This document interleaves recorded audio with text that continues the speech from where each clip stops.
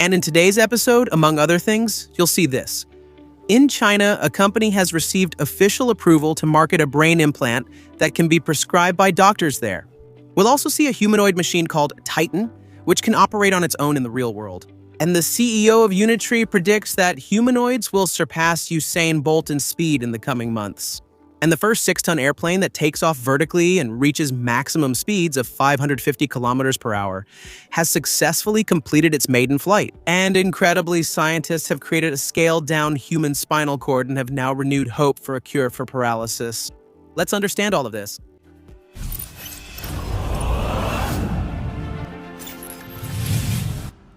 Hello, impressed viewers.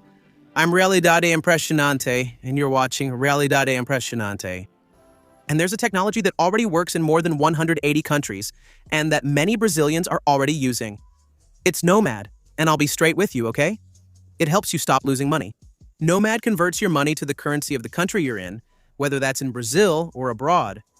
You open your account in just 5 minutes, get a virtual card, and then a physical one. You travel, shop online, or subscribe to foreign services, no hidden fees, and no unpleasant surprises at the end. And pay attention to this, okay? Nomad has launched its eSIM chip, which is international, and you only activate it when you arrive at your destination.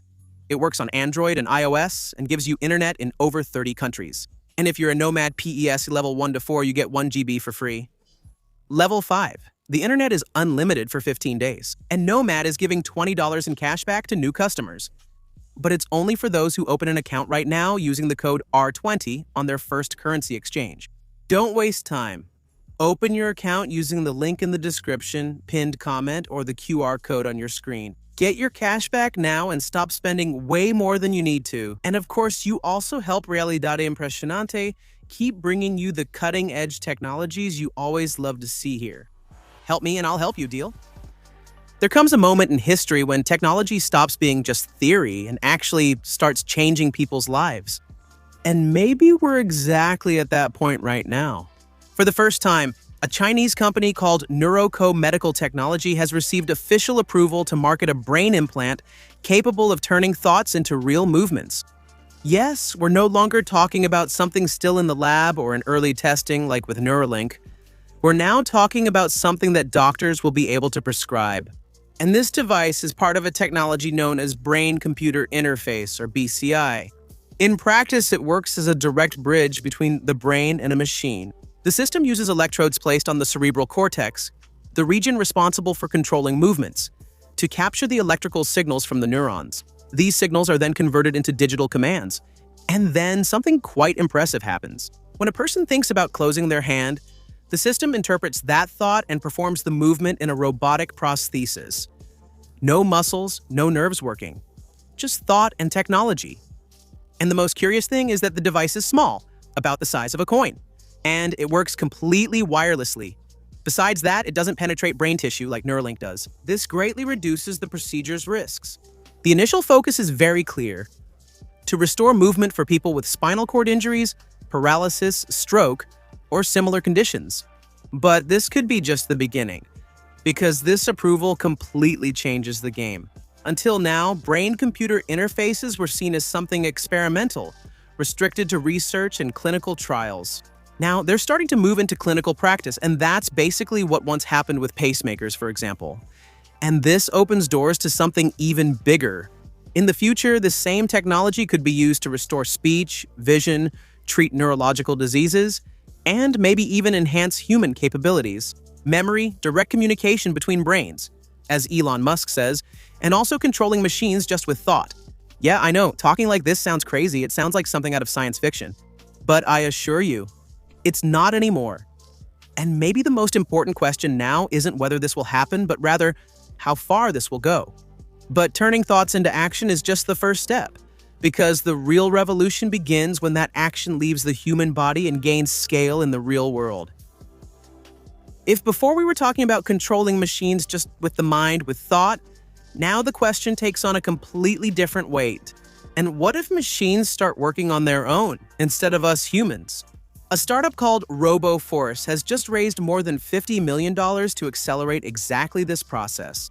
To create robots capable of taking over human tasks that, according to them, we should never have to do ourselves. And at the center of this strategy is a robot called Titan, a system with two arms designed to operate in extreme environments where heat, dirt, rain, and risks are part of the job. Unlike most robots that work in controlled environments like factories, Titan was made for the real world: mining, transportation, solar energy, logistics, and even operations in space. Why not? All this with a set of actions that seem simple but are extremely powerful. Picking up, placing, pressing, turning, and connecting. 5 basic movements that together allow you to perform practically any task. But what really sets this robot apart isn't just its strength, it's the combination of strength and precision.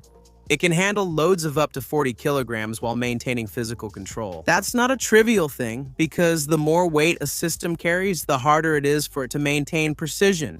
Combine that with the harsh, unpredictable environment, and you face one of modern robotics' greatest challenges. To solve this, RoboForce decided not to rely on off-the-shelf components. They created their own sensors, their own hardware, and most importantly, their own artificial intelligence system trained with real-world data. Because according to the company, the real test isn't when everything works perfectly. It's when it rains, when it gets dark, when the terrain changes, and when something unexpected is happening. And that's where an increasingly important concept in today's robotics comes in: learning based on real-world data combined with simulations. The robot learns in the virtual world but gets stronger in the real world. Today, Titan is already being tested in more than 12 countries, and the idea is to scale this globally, to create a robotic workforce capable of operating 24 hours a day in any condition. And when these machines start operating in the real world, you can't help but wonder, right? Are they really here to help us, or are they here to surpass us? Because it's one thing to perform dangerous tasks. It's something completely different to surpass our physical limits, the limits we still have. Well, I'm going to figure that out now. During an event in China, the CEO of Unitary Robotics made a very bold statement. In a few months, humanoid robots will be able to run 100 meters in less than 10 seconds, that is, faster than Usain Bolt, who did it in 9.57, if I'm not mistaken. If that happens, we're no longer talking about just efficient robots. We're talking about physically superior machines. If you followed me on Realidad Impresionante recently, you've seen how quickly progress is happening. A robot developed in Shanghai, for example, has already reached speeds close to 10 meters per second. That's an important milestone, not just because of the speed, but also for the stability and control during movement.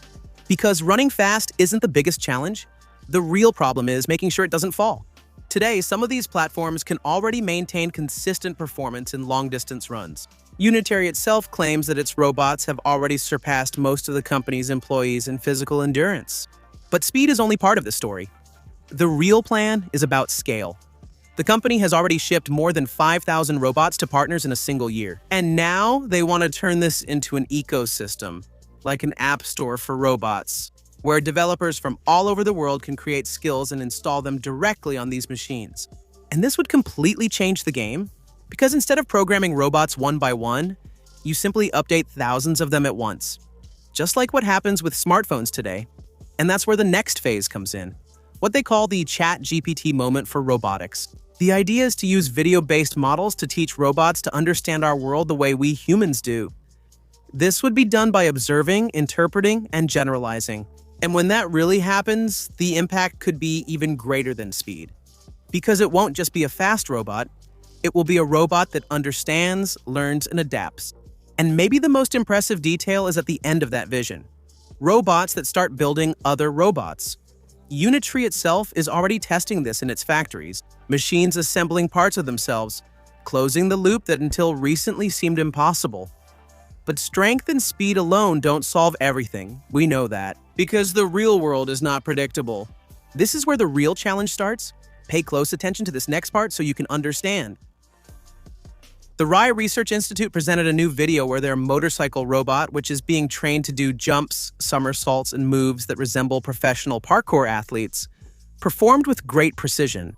The project is called UMV, and the idea behind it is different from anything we've seen so far. Instead of choosing between robots with legs or robots with wheels, the researchers decided to combine the two.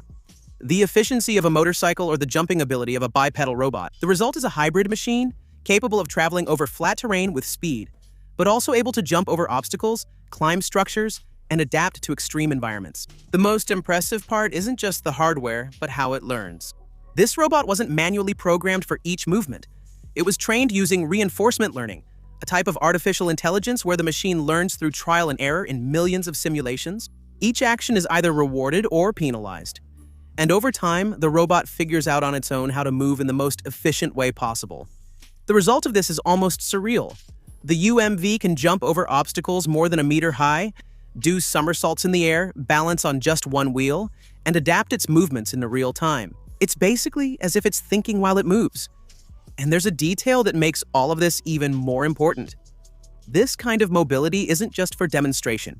It's the foundation for robots capable of operating in environments where humans simply struggle.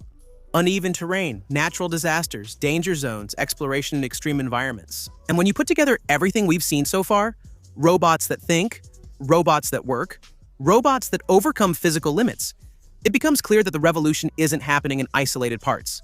It's converging. Intelligence, body, movement, adaptation, all at the same time. And maybe the most impressive point is this.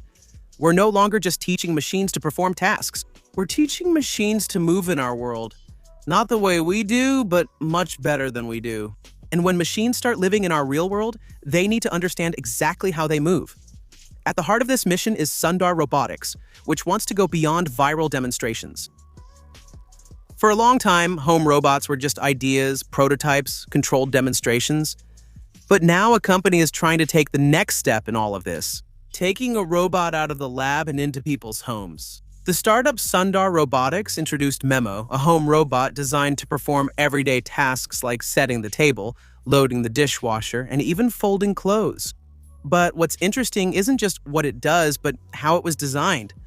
Unlike most humanoid robots that rely on legs, Memo uses a wheeled base. And that's not by accident. While bipedal robots constantly need to balance themselves to avoid falling, Memo was designed to be naturally stable. Even if all its power is cut off, it simply doesn't fall over. This choice reveals something important. Maybe the future of domestic robotics isn't just about perfectly replicating the human body, but about finding more efficient solutions for the real world.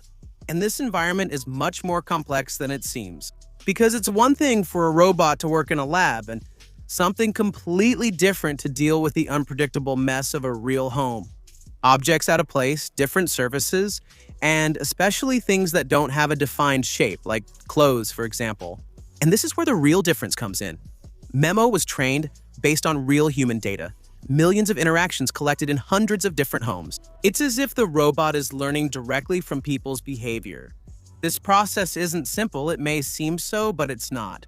The company had to distribute thousands of devices to capture this data, dealing with unexpected failures, data collection errors, and even physical problems during transportation.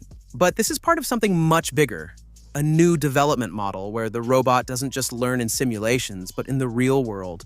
And now, the company is getting ready for the ultimate test, taking Memo to more than 3,000 homes. If it works there, then we're finally facing something new. When control over the machines advances further, the next step might be to leave the ground just like that.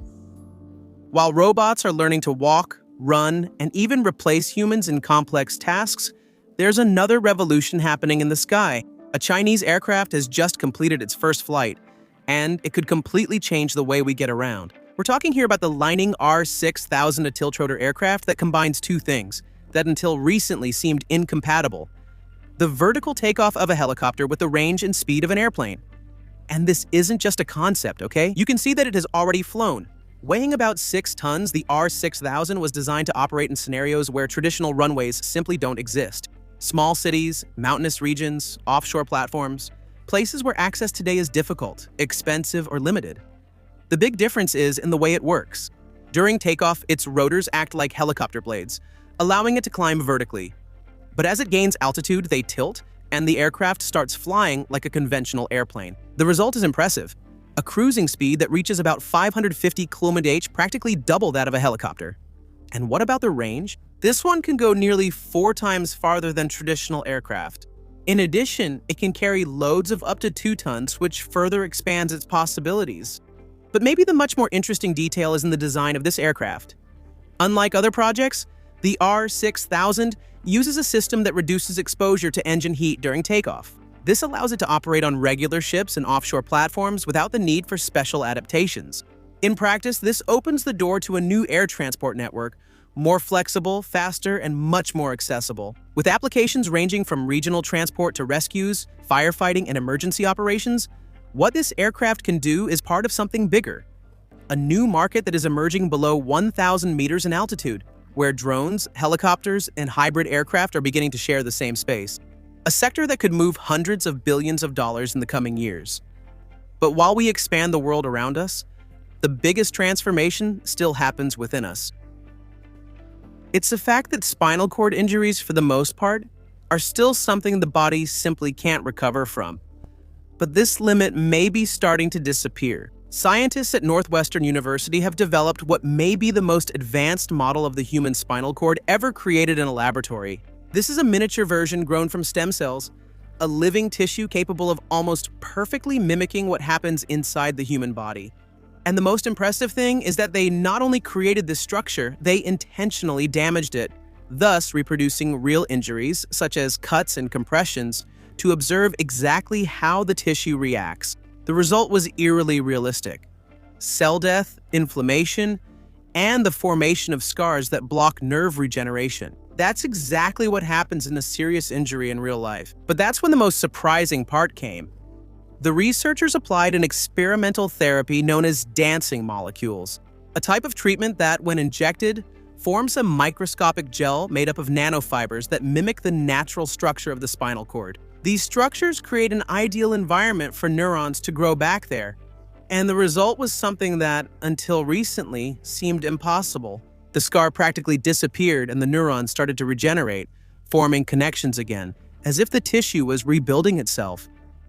Okay, this isn't totally new. In animal tests, a single application of this therapy was enough to get rats with serious injuries walking again in just a few weeks. But now, for the first time, this is being tested on human tissue, even if it's still in the lab. And there's a detail that makes all of this even more powerful. These organoids can be created from the patient's own cells. In the future, personalized treatments might be tested before being applied to the actual body. Maybe we're rewriting the limits of human recovery. And when you put all this together, technologies that can already read signals from the brain and turn thoughts into action, the question stops being about machines and starts being about us, about human beings themselves. How far can our bodies be rebuilt using technology? Help me with your answer here in the comments section, okay? If you like this episode, you know what to do, right? Leave your like and subscribe. Make sure you're subscribed. Thank you for staying with me until now. Click one of the two suggestions on your screen, and I'll see you in the next one. It only takes a second. Just click, and I'll see you there. I'm waiting for you. All right? Bye-bye. See you in a bit.